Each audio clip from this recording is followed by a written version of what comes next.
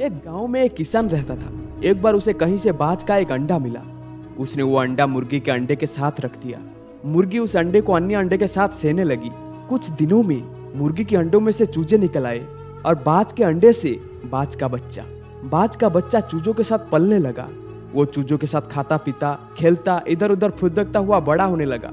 चूजों के साथ रहते हुए उसे कभी एहसास ही नहीं हुआ कि वो चूजा नहीं बल्कि बाज है। वो खुद को चूजा ही समझता था और हर काम उन्हीं की तरह करता था। जब उड़ने की बारी आई तो अन्य चूजों की देखा देखी वो भी थोड़ी ही ऊंचाई तक उड़ा और फिर वापस जमीन पर आ गया। उसका भी ऊंचा उड़ने का मन करता, लेकिन जब वो सबको थोड़ी ही ऊंचाई तक उड़ता देखता तो वो भी उतना ही ऊंचाई तक उड़ता, ज्यादा ऊंचाई तक उड़ने की कोशिश तक नहीं करता था।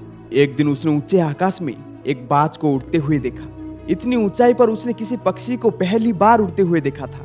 उसे बड़ा आश्चर्य हुआ। उसने चूजों से पूछा, वो कौन है भाई जो इतना ऊंचाई पर उड़ रहा है? चूजे बोले, वो पक्षियों का राजा बाज है। वो आकाश में सबसे ज्यादा ऊंचाई पर उड़ता है। कोई दूसरा पक्षी उसकी बराबरी नहीं कर सकता। यदि मैं भी उसके जैसी उड़ने की कोशिश करूं तो? बाज ने पूछा। कैसी बात करते हो? मत भूलो तुम एक चूजे हो। चाहे कितने ही कोशिश कर लो, बाज जितना उड़ नहीं पाओगे। इसलिए व्यर्थ में ऊंचा उड़ने के बारे में मत सोचो। जितना उड़ सकते हो उतने में ही खुश रहो। चूजे बोले।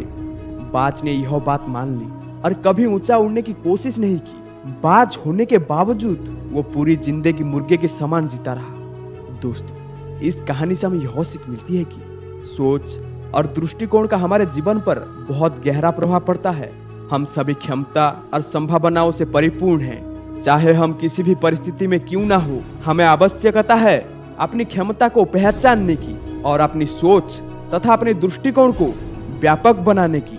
हम स्वयं को चूजे समझेंगे तो चूजे ही बनकर रह जाएंगे और बाज समझेंगे तो बाज बन जाएंगे। खुद को कम ना समझे, अपनी क्षमता को सीमित ना करे, बाज बने और जीवन में ऊंची उड़ान भरे।